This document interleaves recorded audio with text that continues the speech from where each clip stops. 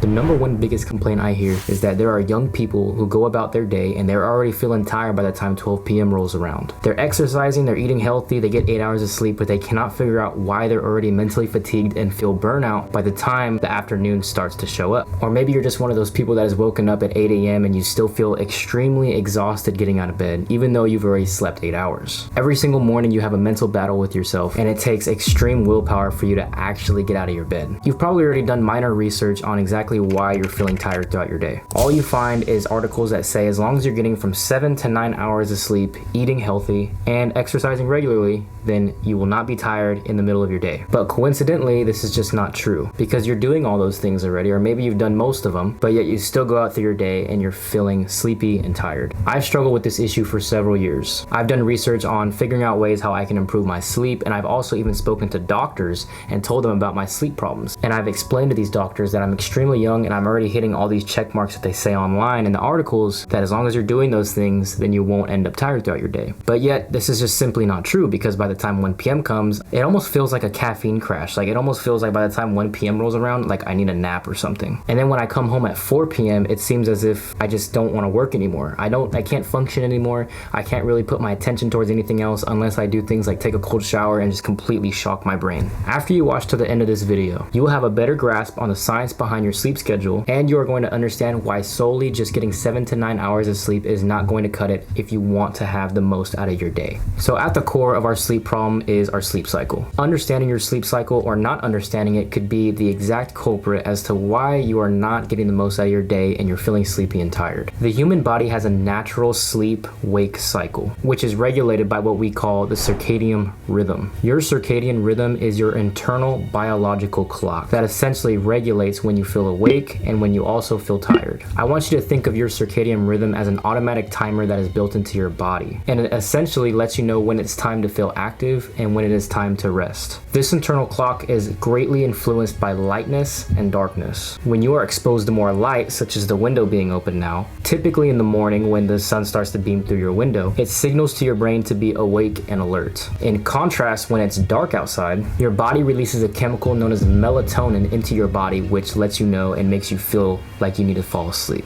But an important thing that I want to mention is that your circadian rhythm can be disrupted. And when it is disrupted, it can lead to problems like insomnia, sleep problems, and other health problems. If you're having trouble sleeping, it's really important to give yourself at least 30 minutes before you go to bed to start unwinding. What I mean by unwinding is not scrolling through your phone on TikTok mindlessly for 30 minutes. The blue light on your phone, you've probably heard a million times, is really bad for your eyes, and it can really screw up your circadian rhythm and make you feel like you need to stay awake. I personally have not nailed this habit. I still scroll through my phone right before bed, but there are certain nights where I like to read a little bit before I go to bed, because every single time I read, it really does start to unwind my brain and essentially gives me the time for me to unwind and truly start to feel sleepy. Another thing I'd like to mention is make sure that when you're getting ready for bed, you don't have every single one of your bedroom lights on. If you have your ring light on and you have all these LED strip lights on and you have all the bedroom lights and the main light and all this crap, based off what we just talked about, it can screw up your circadian rhythm and make it feel as if you need to be awake. If you're gonna use light, I'd suggest using a candle or red light. Red light does not emit as much light as all the other lights on the color scheme. If you want to read your book, I suggest using red light instead of any other yellow or white or any other color light. So besides this point, we understand that the average human needs 7 to 9 hours of sleep regularly. Some of you reach that number every single day, but you're still feeling tired. Now, as there could be many culprits for this problem, the thing that I found that made me less tired throughout the day is just because you're meeting the quota of getting 7 to 9 hours of sleep doesn't mean that those 7 to 9 hours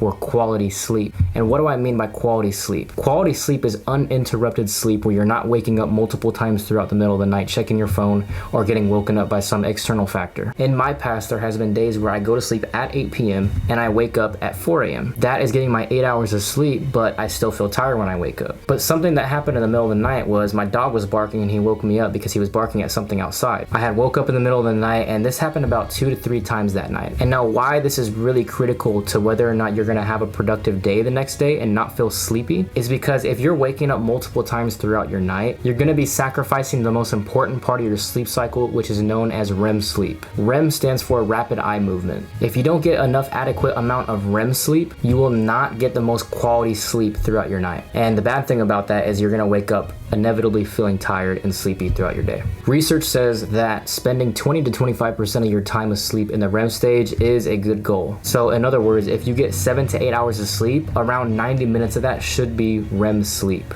REM sleep is also the deepest stage of sleep you will be in. So ultimately, you need to understand that it's not just about meeting the quota of getting those hours of sleep in, but really understanding that it's about the quality of those hours of sleep that you're getting. Another huge issue I see is that people are drinking caffeine far too late in the day. So by the time it comes to be, 10 p.m. or whatever time you go to bed, you're not feeling tired. Your body is still feeling alert from the reaction to the caffeine, and you find yourself in bed tossing and turning. We all know the quick fix / band-aid method for not getting adequate sleep the night prior is to go over to your local Starbucks and order a venti caramel frap. And as you do this every single day, not only will you make it a habit to drinking caffeine every single day, but your tolerance for caffeine will also greatly increase. A fact that I need you to understand is that caffeine can last 6 hours or more in your body after you have consumed it. So if you're having coffee at 4 p.m. because you're feeling a little bit tired but you still have work to do when you come home, you are still going to feel the side effects of caffeine until 10 p.m.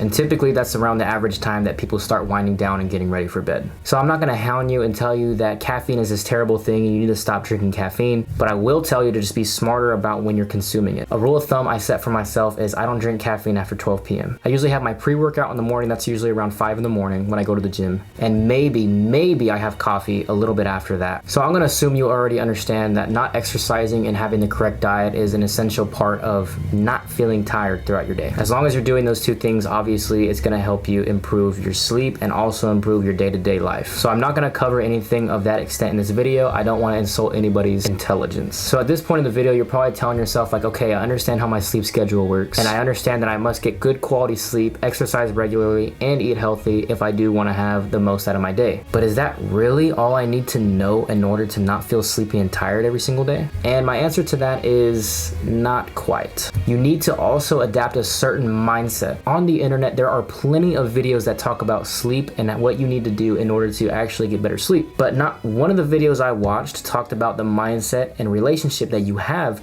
towards sleep itself. And so that is why I will now ask you the question, what is your relationship with sleep? If you have a poor relationship with sleep, you don't necessarily value it enough. It's just something you do because you feel tired, you feel like you need a nap. You're usually the type of person that has told yourself, I'll wake up whenever I feel like it. But if you have a good relationship with sleep, you essentially value it. You're probably the person that doesn't nap throughout your day, even if you feel tired, because you understand that if you nap, it's gonna screw up your sleep schedule. Even if you know you're gonna stay out late somewhere or go to the club or go to a party, you tell yourself prior to arrival that you're gonna be out the door back home by 10 p.m. because you know you have to be up by 6 a.m. in the morning the day after. I have a good relationship with sleep. Anytime I'm out and about, I always tell myself, and I always keep in mind my magic number, which is 8 hours. As long as I get 8 hours of sleep or more, I'm going to feel refreshed, I'm going to feel energized throughout my day and ready to accomplish whatever tasks that I need to get done. If I get anything less than 8 hours, I promise you, even if it's 7 hours, I feel like an absolute load of crap. I don't know why, but I've tested this on and off. There's been days where I slept 7 hours and I found that I was too sleepy. 8 hours is just that perfect little number for me, and anything above that is pretty much just extra to me. Figure out what that magic number is for you and aim for that every single night. And do not let any external factors influence whether or not you're gonna hit that magic number every single night. You need to have a better mindset and relationship with sleep. If you could give a rat's ass about sleep and you truly just don't care about it as much as you think you do, I am sorry to tell you, but you're probably gonna remain tired throughout your day. If you really wanna change